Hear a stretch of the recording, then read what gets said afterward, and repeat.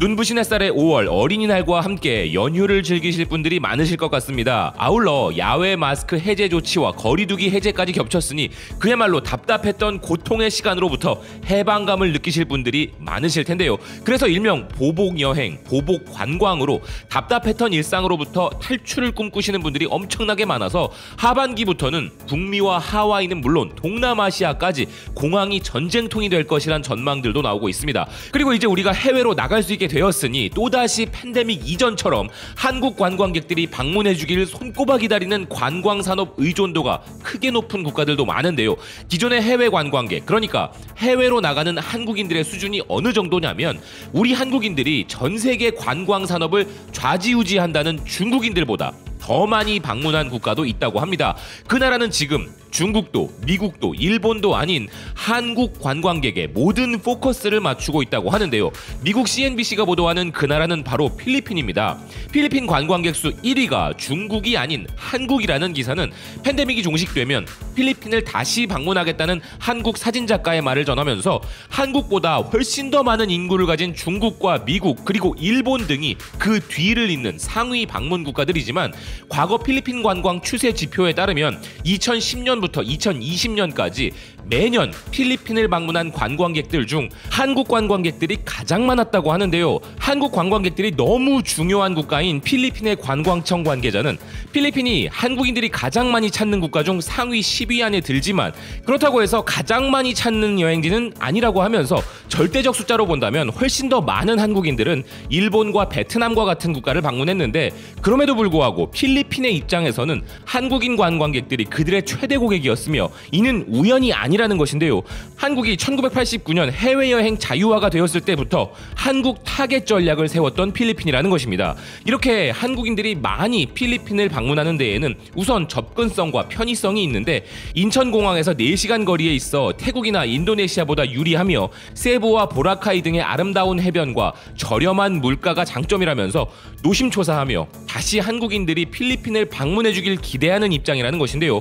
우리가 중국 사람들보다도 필리핀을 더 많이 찾는다는 게 놀랍기도 하고 필리핀 하면 떠오르는 이미지나 관광으로 가기 좋은 나라라고 이렇게 알려진 것이 그저 우연이 아니라 철저한 필리핀의 관광산업 전략이었다는 것 또한 놀라운 부분입니다.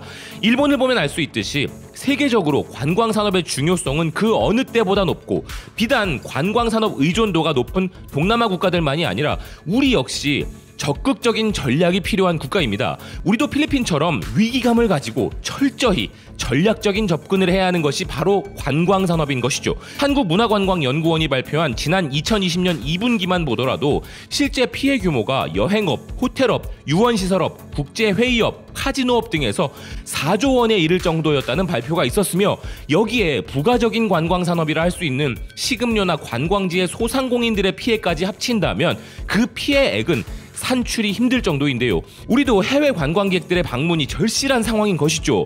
그래도 그나마 얼마나 다행인지 우리는 천혜의 아름다운 자연 경관과 찬란한 역사 등의 전통적인 관광 아이템들을 가지고 있습니다. 영국 인디펜던트지가 이렇게 2022년 방문하기 좋은 도시로 아시아에서 유일하게 서울을 꼽은 것도 우연은 아닐 텐데요.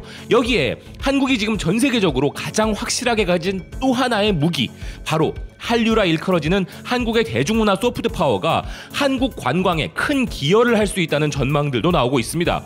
특히 한국 관광이 인접국인 중국과 일본 등과 같은 아시아권 중심에서 전 세계적으로 확장되고 있다는 증거가 될 수 있는 보도가 나왔는데요. 많이 있지만 그 중에서도 우리에겐 다소 이색적이고 멀리 떨어져 있는 국가를 소개하자면 남미의 페루입니다.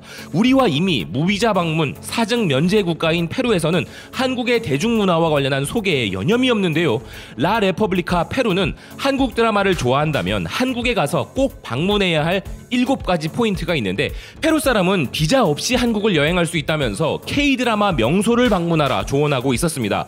드라마 더킹 영원의 군주를 본 사람은 광화문 광장에 꼭 가봐야 할 것이고 도깨비를 본 사람은 서울 서대문구 신촌동의 터널에 가서 두 남자 주연 배우가 등장한 장소를 봐야 하며 서울시 중구 청계천로에 가면 드라마 빈센조의 현장을 볼 수 있고 도깨비 해변이라 불리는 강릉 주문진, 꽃보다 남자의 남산타워 및 갯마을 차차차의 포항과 같은 곳을 모두 가봐야 한다 소개하고 있었는데요. 있는데요.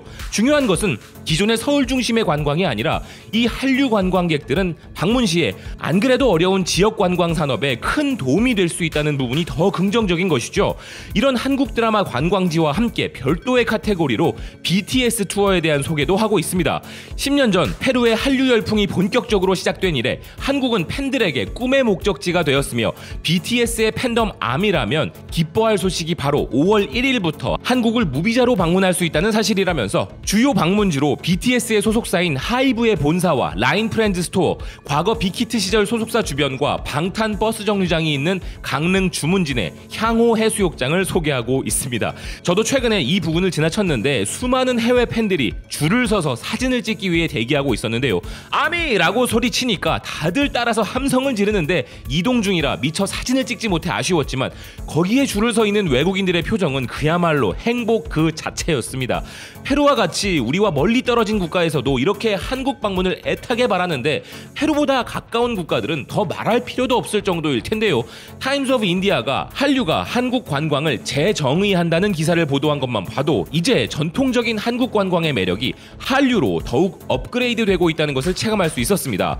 이쯤에서 하나 궁금해지는 것, 우리도 어떤 나라를 방문할 때 그 나라에 기대하는 점들이 있죠.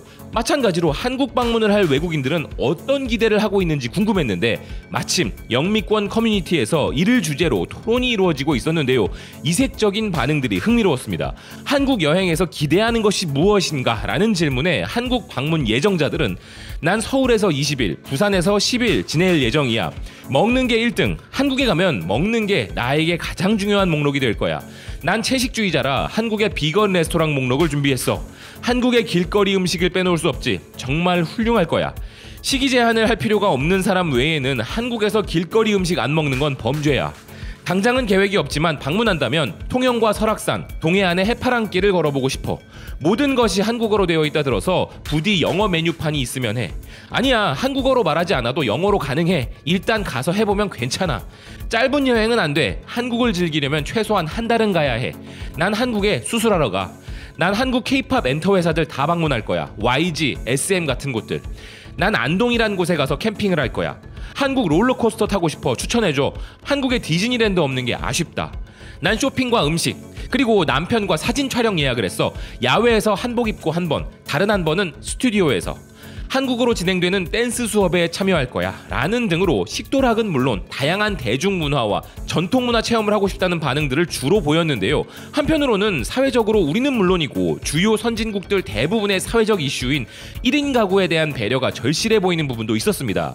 혼자 한국으로 여행 갈 건데 같이 갈 사람이 있으면 좋겠다. 한국엔 아직 혼자 가면 단호하게 거절하는 식당들이 있다고 해. 방문하기 전에 조사를 좀 해보고 가는 게 시간 낭비 안 하는 방법일 거야. 그걸 들어보긴 했는데 아쉽다. 난 한국어를 몰라서 더 걱정이야. 라는 등의 반응들이 그런 것들이었는데요.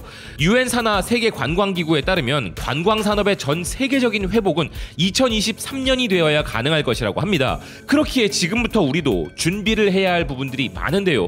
다행히 정부와 민간의 협동으로 다양한 위기 대응 전략이 나오고 있다고 하니 이번 참에 위기를 기회로 만드는 대한민국답게 한류를 타고 세계 관광 산업에서의 대한민국의 위상도 크게 드높였으면 한다는 생각입니다. 시청해주셔서 고맙습니다. 또 뵙겠습니다.